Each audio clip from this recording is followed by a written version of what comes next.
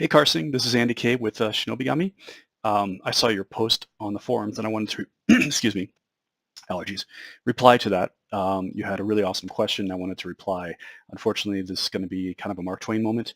I'm sorry I didn't have enough time to write a short response, so I'm going to quickly give you a long one. But let me read your question here, or at least your comment here on the forum. Here it is. So I've run one game of Shinobigami so far, and the results were unfortunately deflating. As a group, uniform dissatisfaction with the final scene's battle royale. Some blame was attributed to how certain a hypnosis status ailment was role-played, but I also thought the battle dragged on for way too many rounds. While that wasn't brought up as a point of contention, I found it unfortunate that one of the players experienced minimal interaction with other players due to a goal-oriented mindset. Everyone's primary goal was to obtain the MacGuffin and keep it by the end of the game, which encouraged the player who started with MacGuffin to take 0 actions that interacted or created relationships with other characters. I also found that the tone became painfully tongue-in-cheek when we replied on a lot of improv and reach for many low-fruit cliches related to ninja. I see. I greatly appreciate suggestions on running another game to help accentuate Shigami's strengths for lightning, paced drama, and espionage.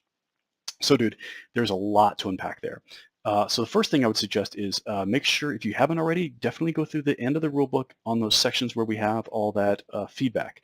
It wasn't part of the original Japanese, but Matt and I put in a lot of feedback into the appendix. Every single point there is based on like we bled for those mistakes. Like every comment was a point of pain at some point in our lives in regards to Shinobigami.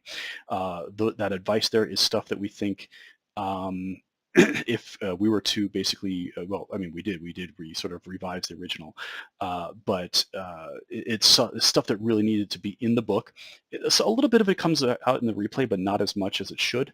But it's something that really needed to be mentioned in the book because it's as valuable as just the bare bones rules thing. For example, if you read like a German board game instruction manual, like for Settlers of Catan or whatever, you can get the rules, but the imminent play experiences, those things that actually happen in play, why it's good to do this instead of this, that you don't learn until like your 3rd or 5th play. Yes, one could say, well, you learn from your mistakes, so it's good to not have that advice because you become stronger and learn all the intricacies of the game. That's BS, you know. We come to Shinobigami and other fast-paced RPGs because we want to have a tight, fun experience in 4 hours. And to not have this advice is kind of a disservice to that experience. So definitely go and read that because, again, every single of those comments aren't just things that we came up with for shits and giggles. Every one of those comments is something that we bled for on the table because something painful happened either because of our GM misses or misses as players. And so we codified it into the appendix section to help other people get into the mindset of how the game works very fast. Especially the advice that I have put in for running your first game. I would almost say that's almost mandatory because in play I found that it speeds up games and everything, and it brings the players back wanting more. You know, Shinobigami is a game where I found that for the most part, for most of my friends, one experience is just not enough in terms of not just understanding the game, but fun too. By the time they finish the first game, everyone goes, wow, that was incredible. I learned a lot about how the game works, and now I'm ready for my second session. So there's a lot of that. So don't feel free to understand that the first one's a little disappointing, but now you might be able to have some tips and tricks to go for your next session. So again, from your comments, there's a lot to break down. So I'm going to do it point by point here. In fact, there's probably too much to, I mean, what I'm spitting here is basically 5 small essays, but let's go ahead and get through it. So one thing is, some blame was attributed to how certain a hypnosis status ailment was role-played. I'd like to know more about that. That's very interesting.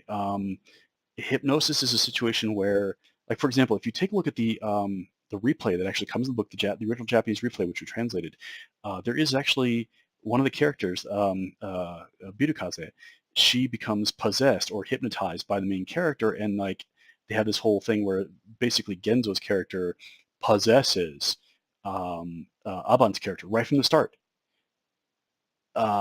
And if you take a look at it and say, for example, if these are all new players and no one knew each other, that's a total dick move.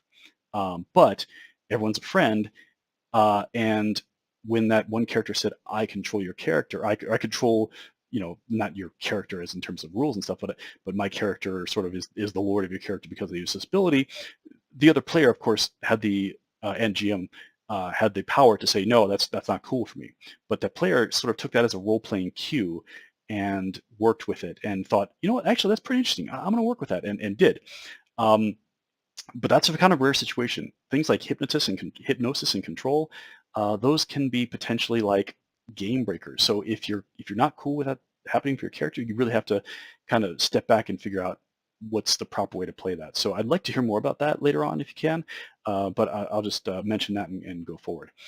So one of the things was that, okay, as a group, uniform dissatisfaction with the final scene's battle royale. Remember that the number of rounds, so the rule for combat doesn't change. Well, of course, it in the main 3 cycles of the game, it's basically to the blood.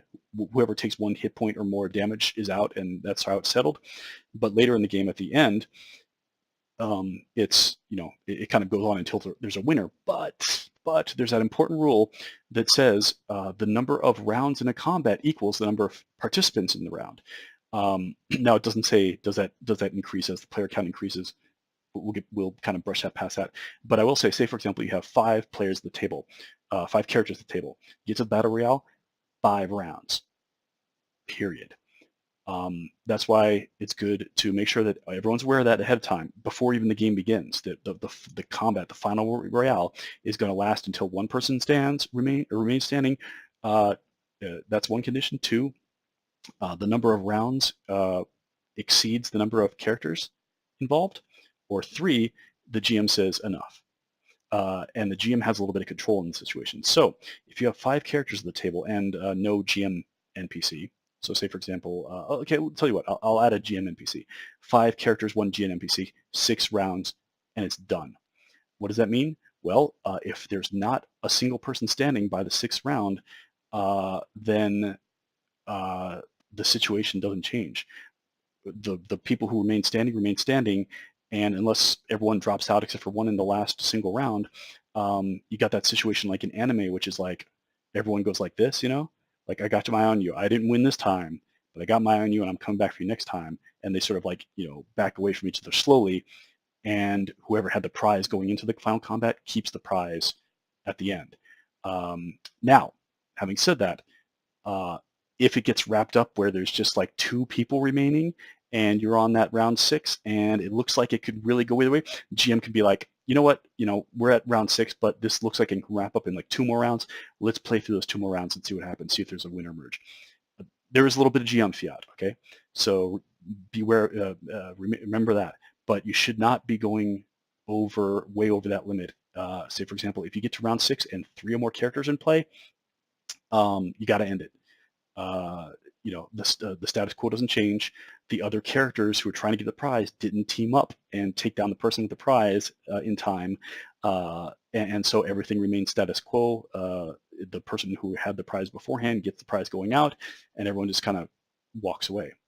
So that's something to remember in case you weren't doing that. I know that, for example, my first 1 or 2 times playing Shinobigami, I knew that rule was there, but I thought, you know what, everyone wants to see who the final person standing is, so I'm going to ignore that rule. And we got to like round 10, and indeed, by the end, we were just kind of like rolling dice, listing off abilities, and just we were done. Right? It should have, even though it wasn't satisfactory in terms of who's the single winner, from a story standpoint, it should have ended, and it should have been like everyone backing away slowly from each other, again, doing that whole like I got you next time thing, and the curtain closes there, which is honestly, that happens quite a bit in Shinobigami. 1 or 2 people left, the curtain closes, and then everyone looks at their hidden goal and sees if they met it or not, because you don't have to necessarily win and keep the prize in your hand to meet that hidden goal. That's what I'll get to next. So here's the next point. I found it unfortunate that one of the players experienced minimal interaction with the other players due to a goal-oriented mindset. I found this in play too. However, here's the thing. In fact, one of my best friends, Eric, after playing Shinobigami 3 times or so, he's like, I know it. I know how to win Shinobigami. So I set up a game of, and Eric's like kind of the rules whisperer. So like I'm like, all right, okay, challenge accepted. We'll go ahead. I wasn't a dick to him as a GM, but I kind of wanted to watch him see, and he kind of played for a very certain goal-oriented mindset. He was like, no matter what, he's going to have his eye on the prize and try to also fulfill his secret goal. And then get out by the end of the session holding the prize. So he took a look at all his abilities and lined up all his abilities to have like the maximum combat impact and stuff like that. And he just beelined. He went like straight for the person. He like got the location of the person with the prize. Next thing, in the middle of the story round, second story round, oops, sorry, kitty, he has the combat with them and gets the prize, and then gets to the end and then loses the prize because all the other players naturally kind of team up on his dick ass and take him down. And he's like, oh man, that didn't work.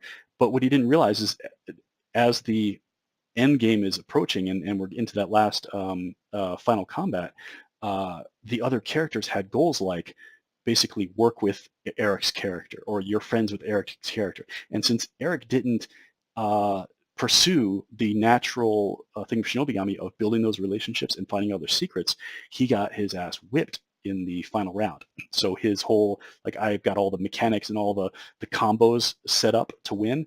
And also, I'm going to pick my skills so they're all over the thing so people won't have skills nearby, so I'll be able to beat them in combat. It totally backfired on him because he focused on the rules part and completely missed the character interaction part. Now back to your thing is, it sounds like you might have had a player kind of like that, but here's, I'll never say that you failed as a GM, but here's one thing that you might have touched on. Everyone's primary goal was to obtain the MacGuffin and keep it by the end of the game, which encouraged the player who started with MacGuffin to take 0 actions. Okay, so here's the important thing is, what were their secrets? Because in a game of Shinobigami, when you're playing with your really good friends who you trust, you can put like, and they're all like very story-focused role players, you can put secrets like you're secretly friends with him, or she is secretly your lover, or things like that. Just statements basically. But in a realistic game of Shinobigami, you can put those statements, but you have to have a secret goal. Another name for a secret is a secret goal. Basically, almost everyone's like when you reveal in that 0x scene when everyone goes around and introduces their characters, and the GM gives them their goal. In most games of Shinobigamis, everyone's goal is going to be the same: get the MacGuffin and have it at the end of the last combat, whatever the story focuses. Grab the scroll and have it by the end of day 3 when our helicopters come in and rescue you or something like that. No matter what happens, almost always, unless you're doing something very creative, everyone's goal at the table is grab the thing. What do they call it in Spider Universe? The Goomba. Grab the Goomba and hold it to the end. And the and maybe once or twice you might have like a public other goal. Your public goal is to get the prize, but like make sure that you stab this person or something like that. But that's one that everyone hears. Then you look at your secret, and your secret is the real goal. Everyone's face goal is get the prize, usually. But the secret goal, like it could be something like X is your sister, comma, secret goal, protect them. Make sure that they are standing at the end of the last combat. Or blank is you're secretly in love with blank. By the end of the game, have a positive relationship with them. If you're confused, a great thing to do, take a look at the scenarios that Matt and I prepared.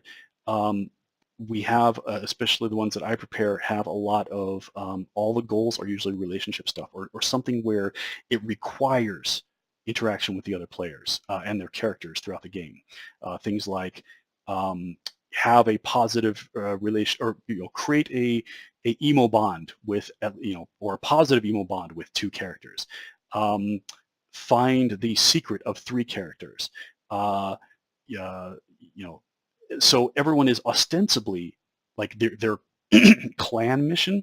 The mission from their clan is to get the MacGuffin, but their real goal, quote unquote, their motivation goal, is usually something else. Now, what's interesting is also tell the players that secret goal. Remember that fulfilling the secret is you get experience for that. So if you get the prize and get to the end, what do you get? Like 1 XP. But if you learn if you fulfill your secret goal, that's your real goal. That's worth like 3 XP if I recall correctly. I'll have to look in the book later. In other words, that should be the one that people are aiming for. What's interesting there is, from that point of view, the secret that you hand them should be what they should be making a beeline for. If their secret goal is create relationships, they should be creating relationships. Finding out secrets, they should be finding out secrets, et cetera, et cetera, et cetera. But the interesting thing is, sometimes even very board game minded people will get to the end and realize that their 3 XP secret goal will come into conflict with some image that they have for their character. Like, uh, for example, a common one that I do in, again, many of the games that I run is you're secretly in love with character X. Okay, but the character X is like basically I'll tell the player, take a look at the other name cards of the other characters at the table we haven't begun yet. Just pick one of them and write it in the X. So the person looks around, okay, my character's in love with, okay, that guy character, I'll write their name down. Later on, they find out, again, perhaps they're even passed out randomly, that that their character X that they're in love with has a secret of stab character Y. And so there's this conflict, but then later on, this relationship like comes out, the secret comes out eventually, and then you see someone weighing with the whole like, I get XP if I stab them, but my character would actually really love them, so you know what, I'm going to walk away. Those things actually happen, and it's amazing when they do. It's crazy.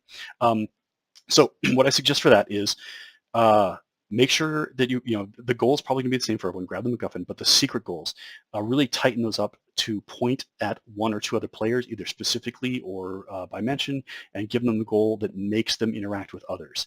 The person who starts out with the MacGuffin, if there is one, make sure that they have an interesting secret. And you don't have to hand out the secrets randomly. Of course, you can also, if you understand your players' mindsets, you can hand out secrets that play to those as well. For example, if you know someone who always like plays the Malkavian in Vampire, if you know what I mean, like they go off crazy on their own and like, or like, I brood in the darkness and I don't form relationships. I'm Batman sort of character.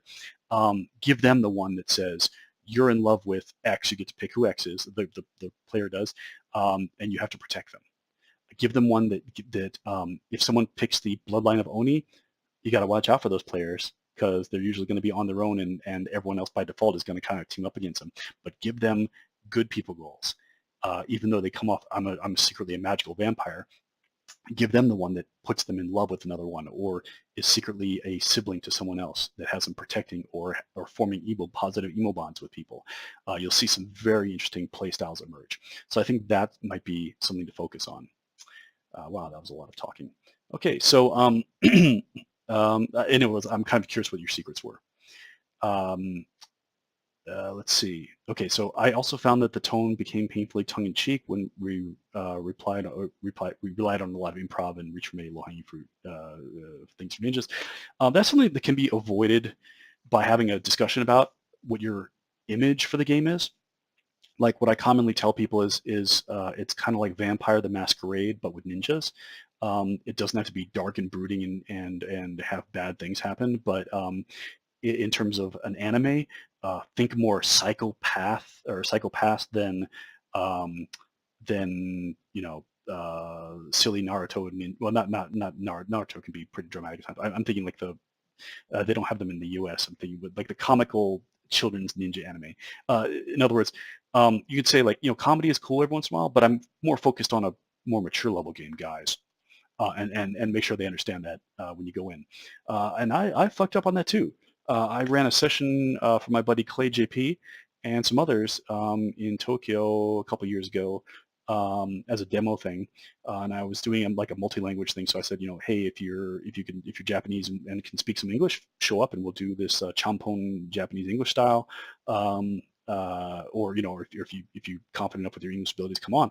So we had a group of I was running 3 Westerners, foreigners, immigrants like me, and 2 Japanese people who had played Shinobigami before. The Westerners had not, but they were interested, and so we were explaining the game. But one of the guys introduced himself as really loving Deadpool. I love Deadpool. That's awesome. The only problem is he loved Deadpool a lot, and he basically made his character Deadpool, and like it was just a one string thing of like, uh, so what do you do in the scene? I ate a chimichanga, ha ha ha ha ha, and we're like, mm. um, and I did actually I preempted that whole speech. Like I did say like this is going to be a little bit mature, blah blah blah. We're not doing Game of Thrones shit. Don't worry about that. But it's not going to be super comical. And yet, so we had basically like 4 players, including the Japanese guy, who were all on the one page, and then the one guy who just wasn't. He was like off in like I'm playing Deadpool in this game, and we sort of like kind of along the way stopped not playing with him, but kind of like didn't take him too seriously. Um, he did have 1 or 2 moments in the game later on, but even though I kind of stopped the game and kind of explained to him, there were some issues there, and he just really wanted to play a Deadpool character in English. Had fun laughing at his own jokes. That was an unfortunate situation, but if I went about it better, I would have kind of focused on that thing on my initial speech about the gameplay. If he said I want to be Deadpool, I'd say full stop, no. You can have similarities to Deadpool, but you are not wearing you are not playing Deadpool. No one can pull it off. Just stop. Deadpool's awesome. I love Deadpool, and not even I can pull it off. So if I can't, you can't either. Or I would have said, you can use Deadpool inspire, but don't be Deadpool. So things like that. And of course, 1 or 2 jokes is great. It lightens the mood. It gets people, out of their shell. But if it just keeps droning on, you can actually be like, as a GM, you can time out and be like, that's cool and all, but let's do the serious stuff, guys. But again, I find that again, as Westerners, selling them on it, it's like tell them it's like Vampire the Masquerade, but with ninjas instead of vampires. Boom. Everyone's already got this immediate like sort of like, okay, it's a slightly darker anime. We're not going to be doing like Fruit Ninja jokes. We're not going to be like all sorts of the wacky comical stuff. It's going to be more like a serious Dark Naruto or Psychopath with ninjas, that sort of thing. So make sure to just kind of before you come to the table even, or just when the table starts, especially if these are your friends, just tell them what you're inspired by, your influences. Say things like Batman or Vampire the Masquerade. That will usually get people on the right path. And then let's see. I greatly appreciate suggestions on running another game to help accumulate or accentuate Shinobigami strength for lightning-paced drama and espionage. So based on the top stuff, I could go on that topic forever, but I'm just going to answer your top stuff there that you had, and just say another thing is as a GM, so make sure you know that let the players know that their characters are badasses, even the lost ones. They're all like even high school students. They're like the best of the best world-class ninjas.